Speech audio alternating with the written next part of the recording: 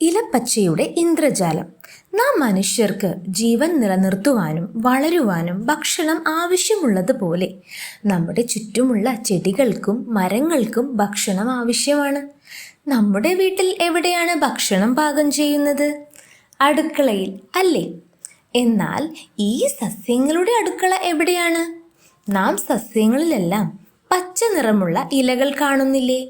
ആ ഇലകളാണ് സസ്യങ്ങളുടെ അടുക്കള. ഇലകളിൽ പച്ച നിറമുള്ള ഒരു വസ്തുവുണ്ട്, ഇലപ്പച്ച. ആ ഇലപ്പച്ചയാണ് സസ്യങ്ങളുടെ പാചകക്കാരൻ. ഹരിതകമെന്നും അതിന് പേരുണ്ട്. അത്ഭുതകരമായിട്ടാണ് ഇലപ്പച്ച ആഹാരം പാചകം ചെയ്യുന്നത്. മണ്ണിൽ നിന്നും വേരുകൾ വഴി സസ്യം വെള്ളം വലിച്ചെടുത്ത് ഇലയിലെത്തിക്കുന്നു. വായുവിൽ നിന്ന് കാർബൺ ഡയോക്സൈഡ് എന്ന വാതകത്തെയും ഇല പിടിച്ചെടുക്കുന്നു. സൂര്യരശ്മിയിൽ നിന്ന് ഊർജവും എടുക്കുന്നു. എന്നിട്ട് ഇലപ്പച്ച ഇവയെ യോജിപ്പിച്ച് ആഹാരമുണ്ടാക്കുന്നു. ഭക്ഷണം പാകം ചെയ്തതിന് ശേഷം പ്രാണവായുവായ ഓക്സിജനെ പുറത്തേക്ക് വിടുന്നു.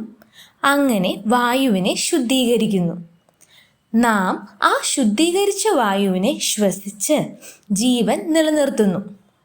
ഇതൊരു ഇന്ദ്രജാലം തന്നെ, ഇലപ്പച്ച എന്ന ഇന്ദ്രജാലം.